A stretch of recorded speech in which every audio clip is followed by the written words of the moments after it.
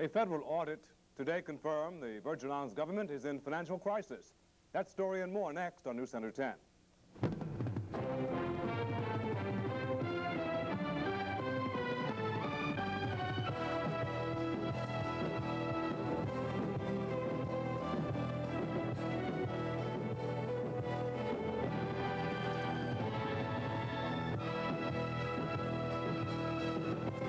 Tonight's News Center 10 is brought to you in part by Calls, the low-cost alternative long-distance service.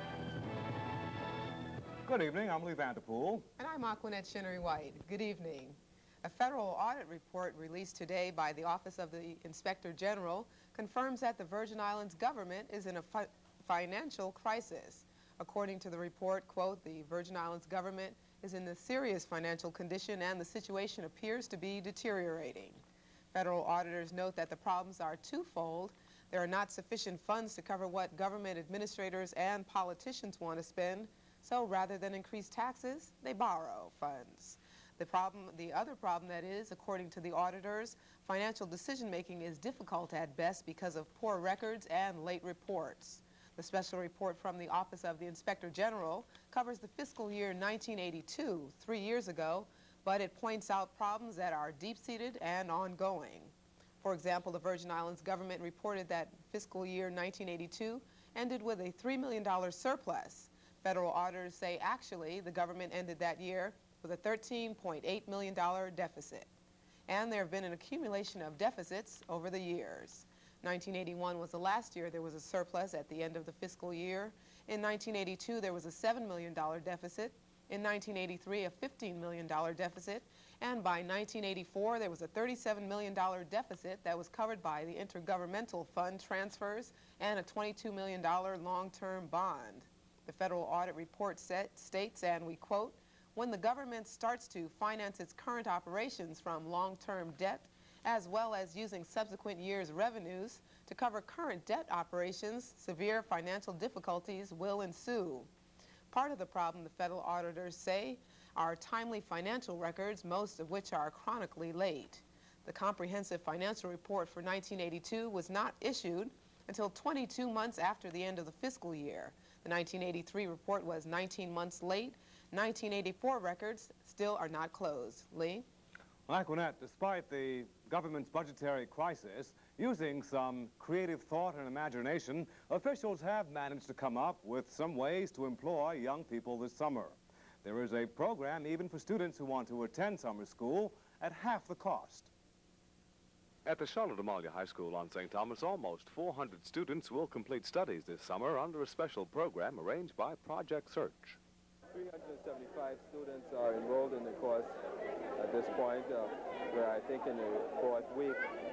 In meeting with the staff this morning, we were able to see a considerable improvement in the grades, and we're very pleased with the status of the programs, and we feel very optimistic as to what the end result will be. Hopefully, we can expand the program next year to include enrichment courses, because there's been a considerable amount of interest shown in that, and we'll be planning and mapping our plans as soon as this summer is over. But I'm very pleased as to the end result. I can only speak with high praise for the administrators and the teachers who have assisted in getting together the program for this summer.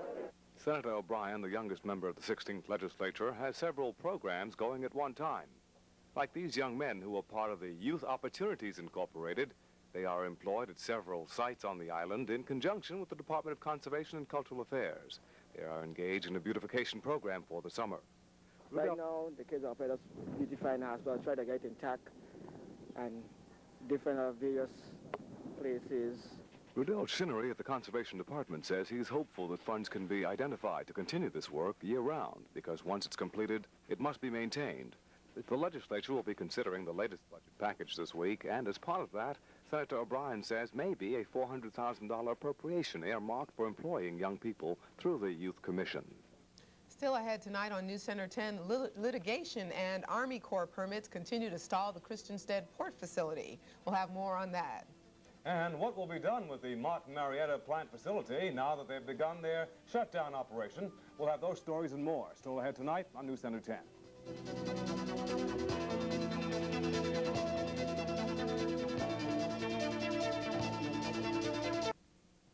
It may well be into the fall before a decision is given by the Army Corps of Engineers on the proposed Christiansted cruise ship port facility. A Corps spokesman said that there are a number of significant environmental considerations and questions that must be answered before a permit is granted, if at all. Paige Stoll reports. The Virgin Islands Port Authority wants to dredge portions of the Christiansted Harbor and develop a cruise ship berthing facility that is hoped would attract added cruise ship arrivals to St. Croix to help the island's economy. The project would be constructed by the Rogue Company. As in most development projects, it's a trade-off between economics and environment. There are two holdups to the development plan now: a court suit challenging the coastal zone permit issued for the project, and permits must still be issued by the U.S. Army Corps of Engineers. According to Senior Project Manager at the Corps, John Hall, it will be a couple of months before the Army Corps will be even given consideration of the request for a permit to dredge the Christiansted Harbor. The Endangered Species Act, he said, requires consideration of effects on sea turtles believed to feed on reef organisms in Christiansted Harbor. Also being studied are the potential effects on historic resources in the harbor. Said Hall, "We do have serious concerns about the environmental impact of the dredging on the coral reefs in the area." Only after these two aspects have been studied will the Army Corps begin consideration of the permit itself to, as Hall called it, weigh the regulatory criteria. That process can take as long as a month or more, he said. Army Corps officials will be coming to the Virgin Islands possibly as early as the second week in August to study the port project, among others, firsthand to gain a better understanding of the issues that are involved. For News Center 10, I'm Paige Stoll.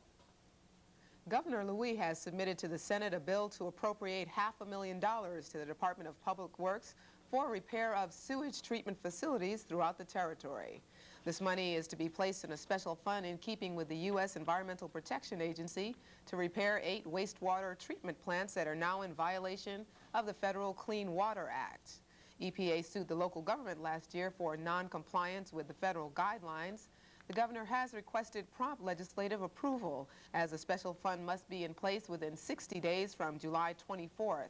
The territory will be assessed penalties of up to $400 a day for non-compliance. Lee? Aquanette, more workers at the Martin Marietta, that's the alumina plant on St. Croix, will be laid off as the company now enters the final phase of a planned September shutdown. According to company spokesman Fred Phillips, nothing has happened to change the announced pullout of the plant, and the workforce is now being pared down gradually. Phillips stated that plans call for orderly reduction in the force of the plant, with only 20 remaining after September, and a maintenance crew for the $200 million facility. Martin Marietta announced last October that it would sell off its alumina interests, suffering from a depressed market, and concentrate on more profitable lines of aerospace research and telecommunications and defense. According to recent reports, a local investment group, which currently holds an option to purchase the alumina plant, have held meetings with local and federal officials about the purchase.